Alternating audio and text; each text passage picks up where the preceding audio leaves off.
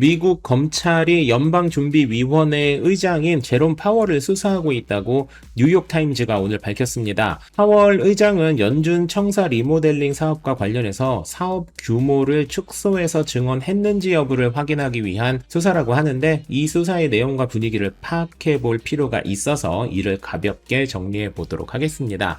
우선 이 수사가 진짜 할 법한 수사인지 혹은 파월을 괴롭히기 위한 수사인지 여부가 가장 궁금하실 텐데요. 이 사건을 승인한 지난 피로 검찰총장은 2025년 11월에 해당 수사를 승인했고, 지난 피로는 트럼프 대통령의 측근으로 알려져 있죠. 그리고 연준 청사 리모델링 관련 특별한 이익을 취한 것이 의심되는 게 아닌 고작 사업 규모를 축소한 것으로 수사를 착수한 것은 일반적인 범위에서 벗어나는 편이라는 것이 현지의 시각입니다. 다시 말해 트럼프가 주구장창 금리 인하 압박을 했음에도 파월이 인플레이션 우려로 거부한 것에 대한 복수로 이런 수사가 진행되었을 확률이 매우 높은 상황인 것이죠. 실제로 트럼프 정부는 연준 이사직을 맡고 있는 리사 쿡에게 주택담보대출 사기 혐의로 해임을 시도한 바도 있는데, 파월에게도 동일한 방식으로 압박을 주고 있는 것으로 해석됩니다. 트럼프 정부는 최근에 자신이 원하면 뭐든 하겠다는 약탈적 정책을 펼치고 있는데요. 파월의 수사를 통해 금리 인하를 해야 한다는 심리적, 실질적 압박을 주기 위한 목적으로 지금과 같은 행동을 하는 것 같아요. 조심스러운 표현이긴 하지만 코인만렙은 정치적 올바름에 대한 이야기보다 코인 시장에 줄 영향을 해석하는 것이 우선시되는 채널이라서 코인 시장에 어떤 영향을 줄지만 이야기해 보자면, 이 막무가내식의 수사는 불안정한 상황을 야기한다는 것 때문에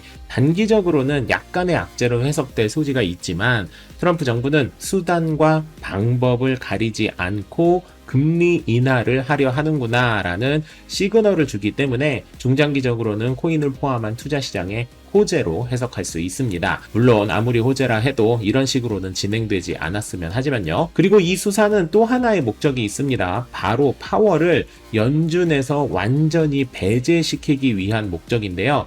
잘 아시다시피 파월 의장의 임기는 올해 5월까지입니다. 여기까지는 코인 투자를 하시는 분들 대부분이 잘 알고 계시죠. 파월 의장 임기는 이제 4개월이 채 남지 않았지만, 의장이 아닌 연준 이사로서의 임기는 오는 2028년까지 보장되어 있어요. 물론 의장에서 이사로 직급이 바뀌게 되면 파월은 지금과 같은 힘을 가지지 못하긴 하지만, 연준에서 가장 금리를 내리고 싶어하지 않는 파월이 5월 이후에도 근무를 한다는 것은 트럼프 입장에서는 전혀 좋은 상황은 아닌 것이죠. 그래서 트럼프가 이런 압박을 주는 이유는 크게 두 가지로 예상되는데요. 첫 번째는 5월까지 기다릴 수 없고 당장 금리를 인하하라는 압박일 것이고, 두 번째는 금리 인하를 부정적으로 바라보는 연준 임원들에게 주는 압박이라고 해석하면 되지 않을까 싶습니다. 아무튼 잘잘못을 떠나 코인 시장에는 나쁜 분위기는 아니다 라고 정리를 하면 될 듯 하고요. 다음으로 정리하고 싶은 소식은 이란 사태입니다. 이란은 현재 반정부 시위를 진행하고 있고, 인권 단체인 HRANA에서 발표한 기준으로 공식적으로 538명, IHR에서는 192명, CHRI에서는 수백 명이 사망한 것으로 집계되는데요.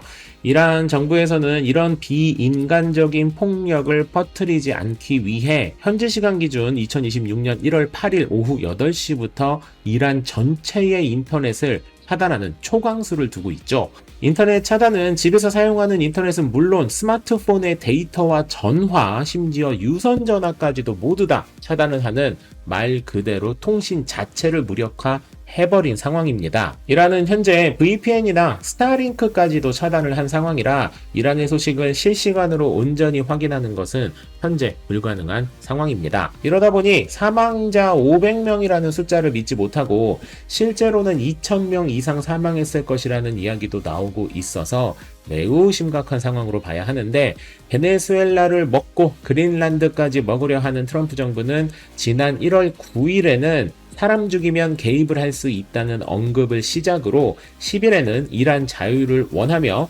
미국이 도울 준비를 하겠다는 말을 했고, 어제는 군 투입을 검토하는 중이라는 말을 한 상태입니다. 미국이 이란에 군 투입을 하게 된다면 이는 단순히 한 국가의 군사 투입이 아닌 여러 나라가 참여하게 되는 세계대전 가능성까지 이야기가 나올 정도의 매우 심각한 상황으로 번질 소지가 있는데요. 코인만렙은 정치 채널이 아니므로 이란 사태에 관련해서도 정치적인 부분을 잠깐 내려놓고 그래서 코인 시장에는 어떤 영향이 있는지를 가볍게 짚어보도록 하겠습니다. 전쟁이 발생되면 당연히 모든 투자 시장은 위축됩니다.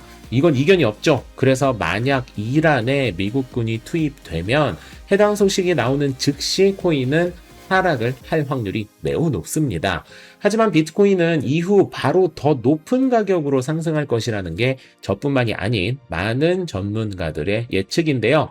코인 시장, 특히 비트코인은 지정학적 이슈가 발생될 때마다 시장의 집중을 받고 가격이 상승할 수밖에 없습니다. 그리고 지정학적 이슈의 가장 대표가 되는 사례는 바로 전쟁, 그리고 이란 사태와 같은 타 국가의 군 투입이죠. 지정학적 이슈가 발생되면 비트코인이 오를 수밖에 없는 이유는 자산을 국가 단위로 쉽게 옮길 수 있는 방법이 현재 비트코인이 유일하기 때문입니다. 이 부분은 예시 하나만 들어드리면 바로 이해가 되실 거예요. 이란에 살고 있는 100억 원이 넘는 자산을 가지고 있는 부자가 국가 전복 수준의 전쟁이 발발돼서 다른 나라로 이동하려 할 때 자산을 옮길 수 있는 방법이 뭐가 있을까요? 전쟁이 일어나지 않은 보통의 상황에서 비트코인 이외의 자산을 보관하는데 가장 대표가 되는 상품들은 금, 주식, 채권, 현금, 부동산 정도라 할 수 있겠죠.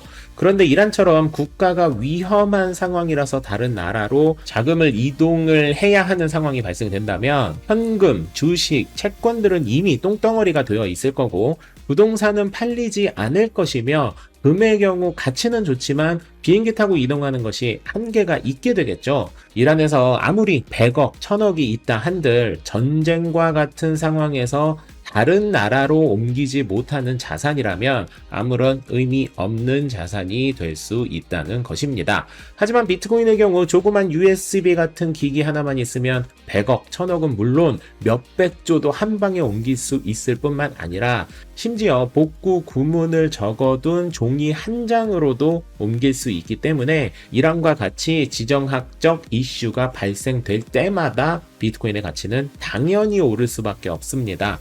실제로 지난 2022년 2월에 발생되었던 러시아 우크라이나 전쟁 때만 하더라도 이 전쟁이 발발한 날은 비트코인은 10% 가까이 하락했지만 이후 5일 이내 20% 넘게 반등하면서 지정학적 이슈가 발생되면 코인 시장에는 호재로 작용한다는 것을 증명하기도 했었죠. 실제로 자산이 많은 부자들은 이런 지정학적 이슈에 대비하기 위해 자신의 자산에 적게는 1%, 많게는 10% 이상 비트코인을 보유하는 사례가 많아지고 있고 지정학적 이슈가 발생될 때마다 지금 보시는 것처럼 비트코인의 고래 지갑이 크게 늘어나는 것은 너무나도 쉽게 확인할 수 있는데요. 이런 이유로 전쟁과 같은 지정학적 이슈가 발생되길 바래서는 안 되겠지만 2025년 한 해만 해도 지금 보시는 것처럼 지정학적 이슈는 꾸준히 발생되어 왔고 안타깝지만 앞으로도 계속 발생될 것이 확실한 만큼 비트코인은 이변이 없는 한